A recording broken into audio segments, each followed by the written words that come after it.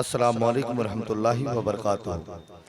सबसे पहले तो मैं गुजारिश करता हूँ हमारे सिराज हुनर साहब से कि आप यहाँ तशरीफ लाएं और हमारे अभी तक माइल पालदवी साहब आपकी खिदमत कर रहे थे, यके बाद दीगरे तमाम मेहमानान किराम का इस्तकबाल कर रहे थे, तो उनकी खिदमत में गुलाम मोहब्बत पेश की जाए। आइए माइक इस तरफ आइए, जोरदार तालियां आपकी जानिब से होनी चाहिए। और माइक वाले भाई इसको थोड़ा सा शार्प करेंगे, थोड़ी सी आवाज बढ़ाएंगे। जब कोई तरन्नुम का शायर आए उस वक्त आप ही को दीजिए, जब कोई तहत का शायर आए उस वक्त आप ही को कम कम दीजिए। ठीक, थोड़ी सी आवाज इसकी बढ़ाएंगे, अच्छा लगेगा। काफी देर से मुझे वसीम बरेलवी साहब का एक शेर याद आया आपकी खामोशी देखकर कि ऐसे तो एक आंसू ही बहाकर मुझे ले जाए, वैसे कोई तूफान हिला भी नहीं सकता। मैं आपकी इस मोहब्बत नवाजी को देखकर फख्र कर रहा था कि कितने प्यारे लोग हैं। रात का 12 बजने वाला है, मेहमानों का इस्तकबाल हो रहा है और एक भी आवाज सामने से आ नहीं रही है। ये मैं सोच ही रहा था कि दरमियान से एक चाचा ने मेरे इस भरम को तोड़ा। मैं उनको मुबारकबाद पेश करता हूँ। और मुझे पता है कि मैं बहुत ज्यादा बातचीत अगर इस वक्त करूं तो मेरी भी आबरू खतरे में चली जाएगी।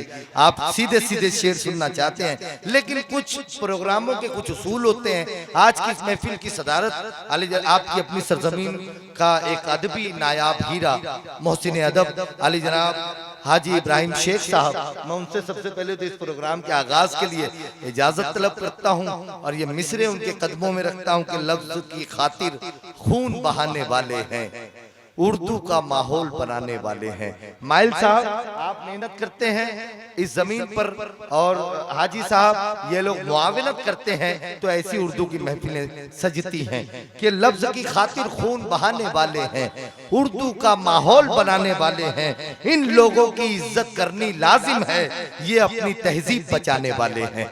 इन लोगों की इज्जत करनी लाजिम है, ये अपनी तहजीब बचाने वाले हैं। ये लोग उर्दू जबान के मुशायरे सजाते हैं, फिर उन मुशायरों में एकता का सिंबल लगाते हैं, उन्वान देते हैं उन मुशायरों को कि एक शाम कौमी यकजहती के नाम। आज का मुशायरा एक शाम कौमी यकजहती के नाम है। तो एक दो मिसरे में पढ़ना चाहता हूँ। महशर आफरीदी साहब ने कहा था कि जमीन पे घर बनाया है मगर जन्नत में रहते हैं। अगर अगले मिसरे में आपको लगे कि मैं इस मंच से एक खूबसूरत पैगाम दे रहा हूं, तो यहां से वहां तक जितने भी लोग हैं तमाम लोग शिरकत करें। जमीन पे घर बनाया है मगर जन्नत में रहते हैं। हमारी खुशनसीबी है कि हम भारत में रहते हैं। बहुत शुक्रिया सूरत वालों, आपने आबरू रखी मेरे इन मिसरों की।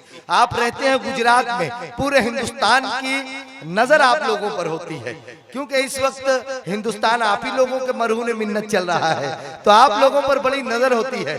जमीन पे घर बनाया है मगर जन्नत में रहते हैं। हमारी खुश नसीबी है कि हम भारत में रहते हैं।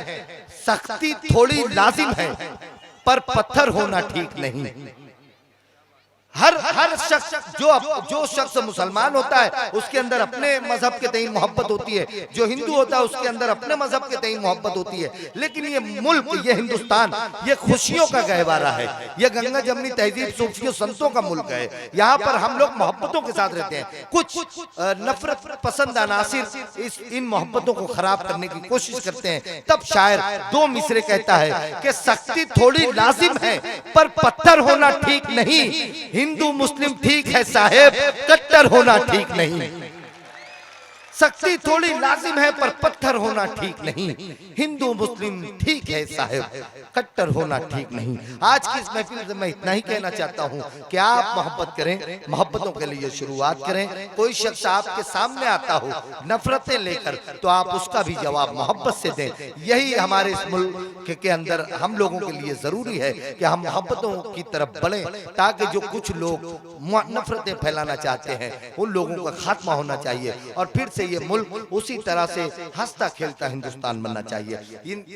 इन बातों के साथ अपनी गुफ्तगू को समेटते हुए आइए दोस्तों गजल के दौर का आगाज करते हैं। उस बच्ची ने जिस बच्ची ने तिलावत कलाम मजीद से इस महफिल का आगाज किया, फिर उसके बाद उसी बच्ची ने नात पाक के मिसरे पढ़े। मैं उस बच्ची को मुबारकबाद पेश करता हूँ कि उसने रहमतों और बरकतों वाला आगाज इस महफिल का किया था, जिसके साए में हम अपने आज के इस मुशायरे के आखिरी शायर तक सफर करेंगे। जात भी है और कायनात भी है, गजल में जात भी है और कायनात भी है, हमारी बात भी है और तुम्हारी बात भी है।